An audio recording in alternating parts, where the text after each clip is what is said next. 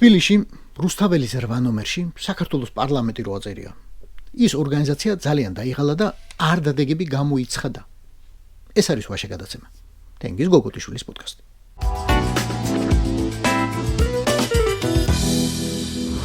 ორგანიზაცია, რომელსაც აწერია პარლამენტი, გავიდა შვებულებაში. სექტემბრამდე მიხედილი ეს ქვეყანა და ჩვენი მუშაობა საჭირო ახლა აღარაა. ან აქამდე რას მიკეთებდით, ან სექტემბრიდან რას გამიკეთებთ ასეც. აი ჯანდაბას თქვენი თავი. მაგრამ ვუყურებდი ამ დარბაზს და ერთი უცნაური კითხვა შემეპარა ჭიასავით. ეს ხალხი ვინაა? ვინაა და ქართული ოცნება? ეგავიგე, მაგრამ რანაირი ქართული ოცნება ესენი? როდიდანაა ქართული ოცნება? საიდან მოსულან? აი ვის დაკარგვიან საერთოდ? ამას არ ვკითხულობ, იმიტომ რომ ივანაშვილის რაზმეულისთვის შემტკივა გული.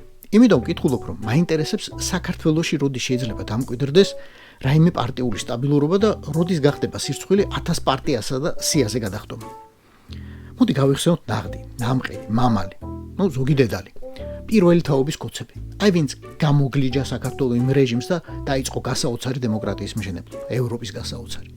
ამად გამისადა 14 წლის შემდეგ ვის უკიდია წმინდა ბორისის ხატი და ვის არსხვენი აღიარება, რომ პირველქმნილი პროჭორილელი იყო. აგერ 2012 წლის 25 ოქტომბერს გამოცხადებული მთავრობა. ყურადღებით.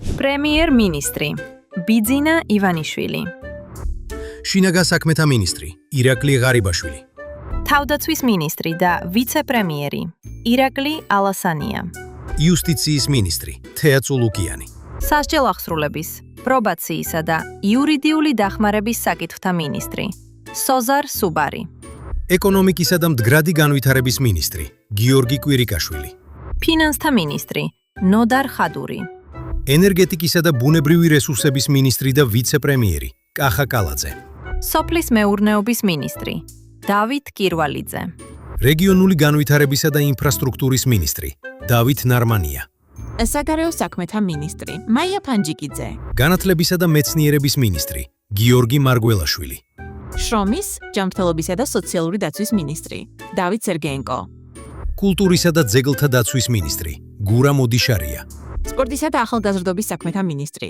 ლევან ყიფიანი, ოკუპირებული ტერიტორიებიდან იძულებით გადაადგილებულ პირთა, განსახლებისა და ლტოლვილთა მინისტრი დავით დარახველიძე, გარემოს დაცვის მინისტრი ხათუნა გოგალაძე, ევროპულ და ევროატლანტიკურ სტრუქტურებში ინტეგრაციის საკითხებში სახელმწიფო მინისტრი ალექსი პეტრიაშვილი, რეინტეგრაციის საკითხებში სახელმწიფო მინისტრი პაატა ზაქარეიშვილი, დიასპორის საკითხებში სახელმწიფო მინისტრი კოტე სურგულაძე.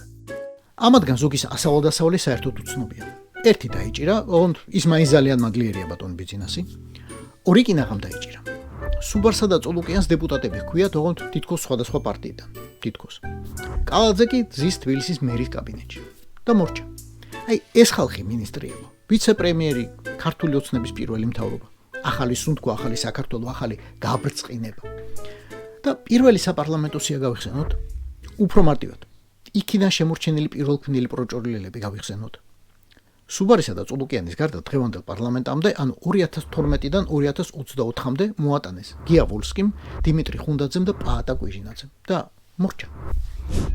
აბა კობახიძე, აბა პაპუაშვილი, აბა მდინარაძე, სადაა ბოჟაძე, საწერია მახაშვილი, ვის დაეკარგა ზარქუა, რომელ ვაგონშემკეთებელშია წილოსანი? არ არიან. იშვიათ გამონაკლისად შეგვიძლია მივიჩნიოთ ახლა ირაკლი ჩიქოვანიც, რომელიც 2012 წელს ქოცი იყო. მერე თავის პარტიასთან ერთად ამოაჭეტლა მამამარჩენელმა 2016 წელს მაჟორიტარული არჩევნები წააგო და მუშტებს იქნებ და ვიგინ დარაქოცებმა გამიყალბეს და არ შევარჩენა. ქართული ოცნება დღეს იწყებს არჩევნების და არჩევანის მოპარვას ზუგდიდებისთვის. მერე კი რაღაცნაირად ისე დატკბა და გაირინდა, აგერ თავდაცვის მინისტრობას გამოკრა ხელი ბოლოს. და ამაზე კი აი მართლა მორჩა. ვიღაც მინისტრის მოადგილეებსა და პუსტა პროჭორილელებს ახლა ნუ გამოვეკიდებით. თავარ ფიგურებზე ვსაუბრობ, თავრებზე. ხოლო თავარი ფიგურები აღარ არიან. წინაპართაგან წავიდა ყველა, ლამის ყველა. ჟრიამული ცხების ისმის, ყიჟინაცა და ის გინებაც.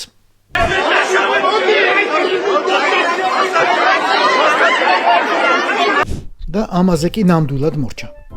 შეგვიძლია თუ არა თქვა, რომ ბატონი ბორისი ამ 14 წლის განმავლობაში შეიცვალა. აი რაიმე მეტამორფოზა განიცადა. ეგრა არის ბატონი ბორისის სამაგიდო წიგნს, მერიამ ვებსტერის ენციკლოპედიას ვკითხოთ.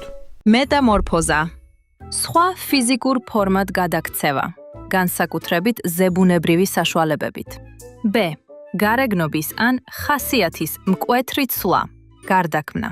2. მეტამორფოზის ან გეოლოგიაში მეტამორფიზმის გავლა ან დაქვემდებარება. ამ განმარტებების გამოყენება ზუსტ სიტყვით მნიშვნელობას იძლევა. მთავრობის პოლიტიკის ან პარტიული სტრუქტურის, პოლიტიკური ფორმის ხასიათის ან ქცევის გასაოცარი ფუნდამენტური ტრანსფორმაცია, მეტამორფოზა. ესაა, როგორც მოისმინეთ, მეტამორფოზა მეცნიერულად. მაგრამ ლიტერატურულად, კლასიკურად, რაც ამ 14 წელიწადში მოხდა, კლასიკური მეტამორფოზაა. ქოცის თვალი დანახული. აქ უკვე სხვა წიგნი დაგჭირდება, კაფკასი. რომ გონია, რომ ადამიანია კაცი, კაც აძლევ ხმას. ერთ დღესაც გაიღვიძებ და ხედავ ჭია. პუტინის ჭია. პუტინის იმის ჭია.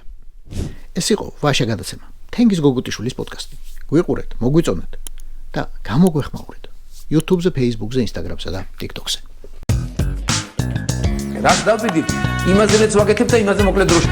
შეიძლება მართლაც ევროპას გავავოთ. Поздравляю весь личный состав. კარგი მანევრია ძალიან. Я помню, ვაში გადაცემა და